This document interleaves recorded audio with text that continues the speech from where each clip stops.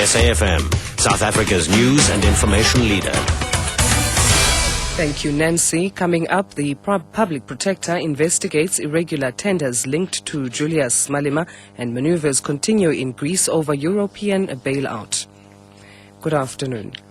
The Office of the Public Protector says it's investigating allegations of irregular tenders awarded by the Limpopo provincial government to a company associated with ANC Youth League President Julius Malema.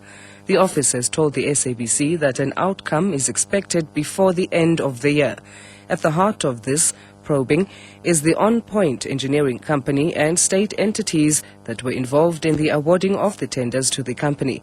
Malema is also being investigated by the Hawks. Parliamentary journalist Abongwe Kobokana.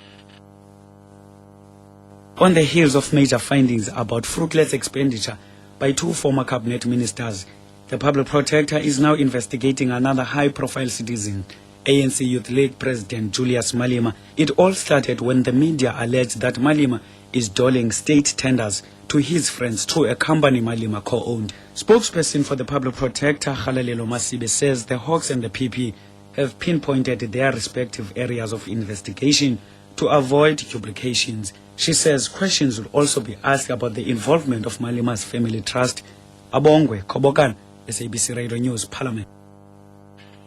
The trial of a taxi driver accused of hitting and dragging a Johannesburg advocate with his vehicle has been postponed in the Randburg Magistrates Court. Magistrate Tifelimbilu Mudau says he can't deal with two matters involving the same person.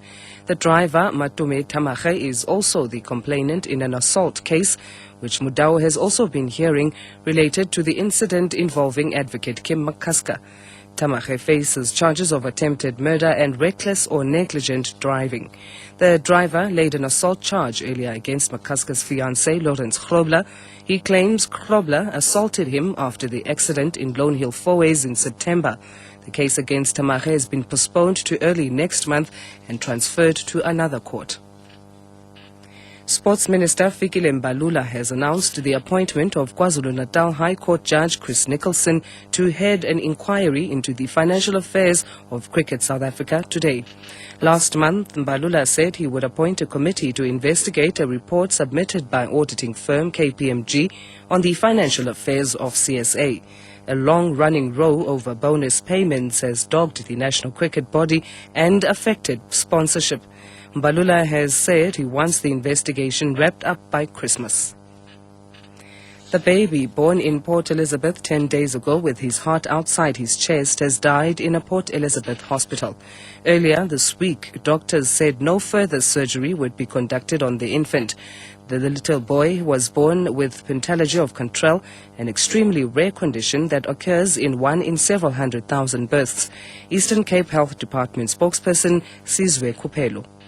Yes, unfortunately, doctors tried. We had an emergency operation followed by a second one, which was conducted by a pediatric cardiologist. But unfortunately, doctors felt that there was nothing that they could have done to prolong his life because the heart itself was so deformed with a number of complications. We have explained to the parents. We hope they understand.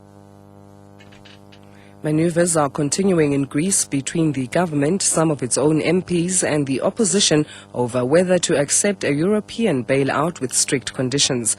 The Prime Minister, George Papandreou, needs to secure enough votes to survive a vote of confidence later today.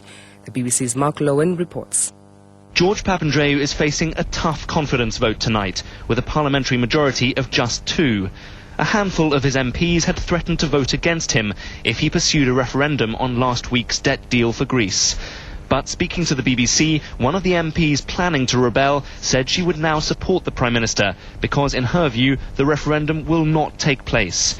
If the other dissident MPs follow suit, George Papandreou could survive the vote, although there is still speculation that he will seek a national unity government within the next few weeks in order to make a dignified exit.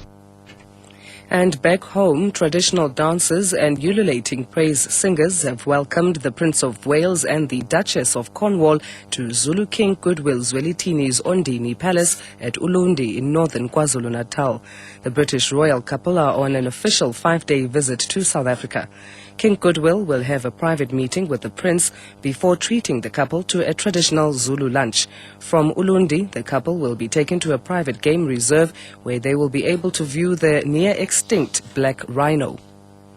And recapping the top story, the Office of the Public Protector says it's investigating allegations of irregular tenders awarded by the Limpopo provincial government to a company associated with ANC Youth League President Julius Malema.